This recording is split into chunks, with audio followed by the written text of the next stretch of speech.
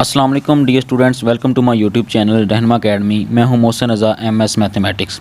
तो स्टूडेंट्स, इस चैनल के ऊपर पंजाब टेक्स्ट बुक मैथमेटिक्स के तमाम यूनिट की हर एक्सरसाइज को सिंपल और इजी मेथड के साथ सॉल्व किया जाएगा। चैनल को सब्सक्राइब कर लें और अगर आपको कोई प्रॉब्लम हो तो आप इंस्टा और फेसबुक पेज पे फॉलो कर सकते हैं, लिंक मैंने डिस्क्रिप्शन में दे दिया है। तो आज का लेक्चर करते हैं स्टार्ट।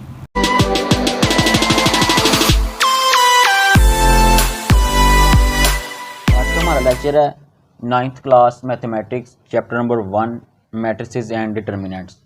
तो स्टूडेंट्स, एक्सरसाइज को स्टार्ट करने से पहले हमारे पास इस चैप्टर के रिलेटेड कुछ इंट्रोडक्शन है और कुछ डेफिनेशंस हैं। पहले हमने उनको क्लियर करना है, फिर हम एक्सरसाइज के ऊपर जाएंगे। तो सबसे पहले जो मैट्रिसेस का इंट्रोडक्शन था, एक इंग्लिश मैथमेटिशियन था जिसका नाम था आर्थर कैले।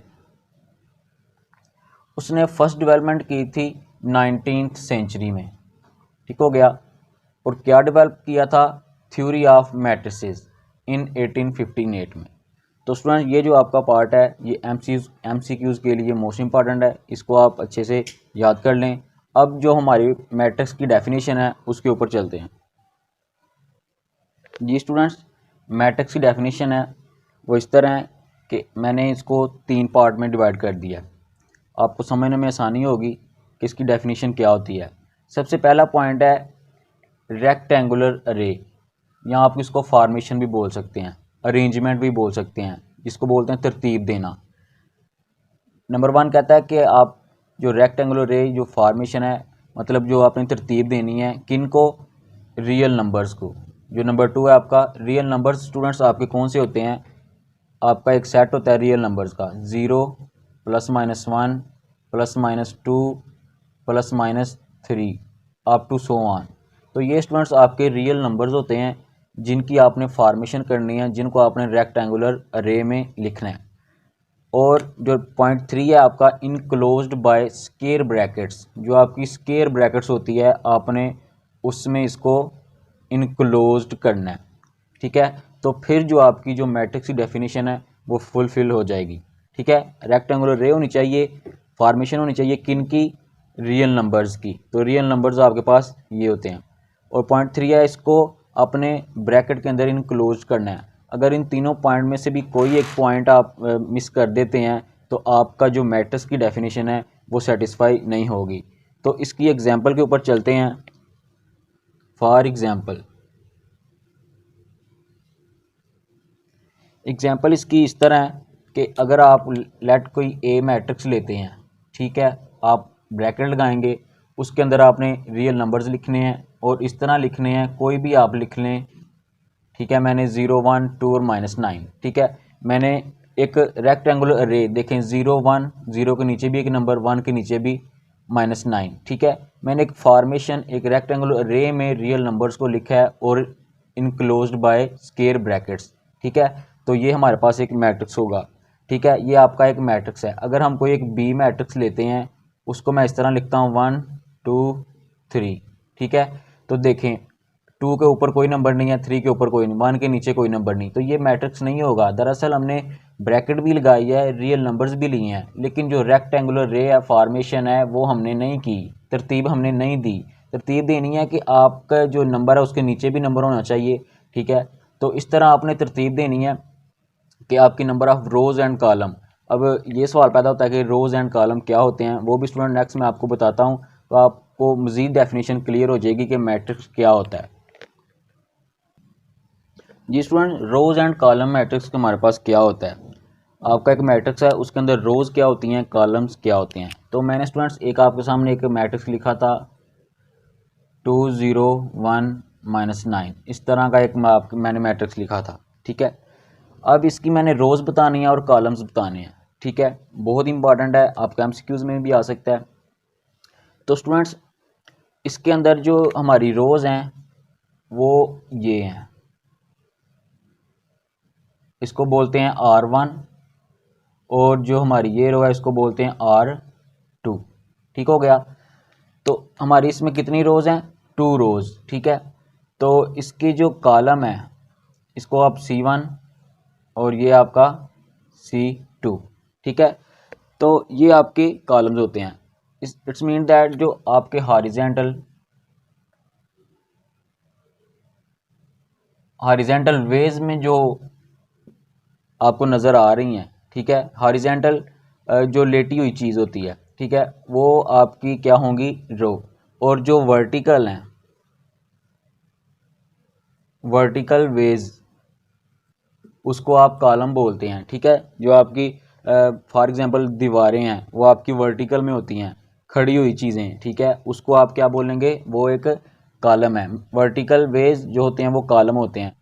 जी स्टूडेंट्स, इसकी जो नेक्स्ट हमारे पास डेफिनेशन आ जाती है order of matrix. Order of matrix most important definition है।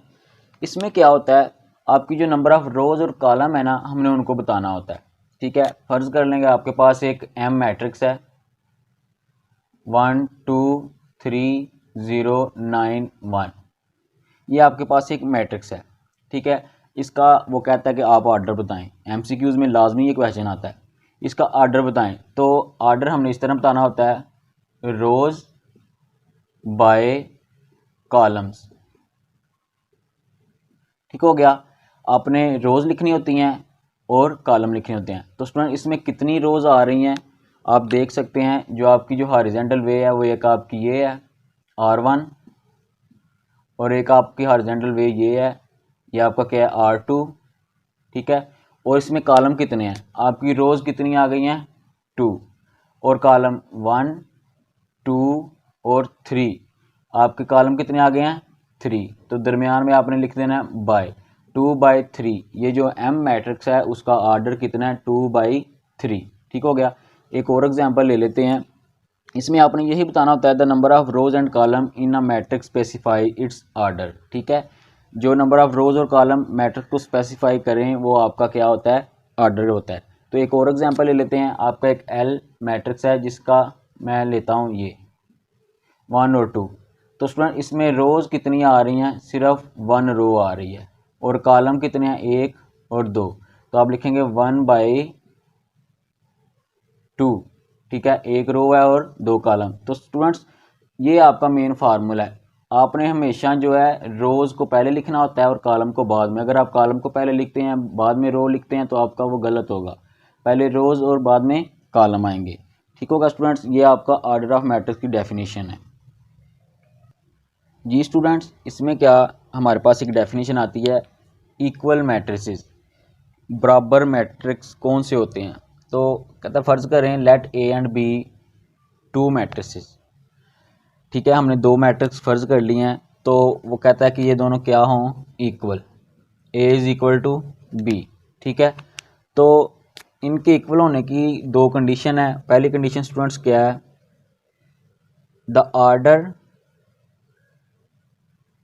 Order of A is equal to order of B. कहता है जो पहली कंडीशन है कि ए का जो ऑर्डर है जो हमने उधर निकाला है वो बी के ऑर्डर के साथ ही इक्वल होना चाहिए, सेम होना चाहिए। दूसरी कंडीशन स्टूडेंट्स क्या कहता है, क्रॉसपॉन्डिंग एंट्रीज आर इक्वल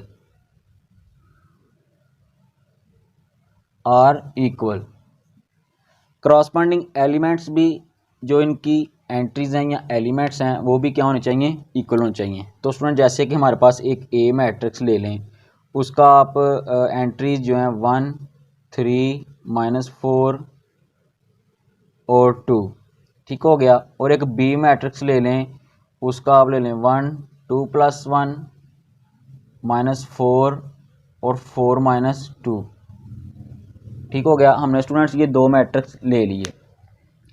तो देखें ज़रा 1 3, पहले इनका आप आर्डर चेक करें, आर्डर ए का और आर्डर बी का। तो इसको स्टूडेंट थोड़ा आप सिंपलीफाई कर सकते हैं कि आप 2 + 1 कितना हो जाता है 3, इधर मैं 3 लिख सकता हूँ। 4 में से -2 निकले तो क्या आ जाएगा, सिर्फ 2 आ जाएगा, ठीक है, मैं 2 लिख देता हूँ। अब देखें इसका जो आर्डर है वो कितना है 2/2, ठीक है। और इसका जो ऑर्डर है वो भी क्या है 2/2। तो ऑर्डर क्या है, the order of A is equal to order of B. दोनों का आर्डर, क्योंकि इसमें भी 2 रो हैं और कॉलम भी 2 हैं, इसमें भी 2 रो हैं और कॉलम भी 2 हैं, 2 बाई 2 का आर्डर हो गया। अब देखें क्रॉसपॉन्डिंग एंट्रीज का मतलब क्या है, इधर 1 है इधर भी 1 है, इधर 3 है इधर भी 3 है, -4 2 और 2। तो इनकी जो एलिमेंट्स क्रॉसपॉन्डिंग इसकी पोजीशन पे जो एलिमेंट पड़ा हुआ है उसी के ऊपर वो भी पड़ा हुआ है, इधर 4 है तो इसी के ऊपर -4 पड़ा हुआ है, तो इनके क्रॉसपॉन्डिंग एलिमेंट भी क्या है, तो इक्वल हैं। तो दोनों कंडीशन फुलफिल हो गई, तो ये दोनों मैट्रिक्स ए और बी क्या होंगे, इक्वल मैट्रिक्स होंगे। ठीक होगा स्टूडेंट्स, ए और बी मैट्रिक्स क्या होंगे, इक्वल मैट्रिक्स होंगे। तो ये स्टूडेंट्स आपकी मोस्ट इंपॉर्टेंट डेफिनेशन थी। जब तक इनको हम समझ नहीं लेंगे तो हमारी जो एक्सरसाइज 1.1 है वो सॉल्व नहीं होगी। नेक्स्ट लेक्चर में हम एक्सरसाइज 1.1 को सॉल्व करेंगे। ठीक है, वीडियो को लाइक करें, चैनल को सब्सक्राइब ज़रूर करें और नेक्स्ट लेक्चर में हम एक्सरसाइज 1.1 को करेंगे। तो अपना ख्याल रखिएगा, बेस्ट ऑफ लक।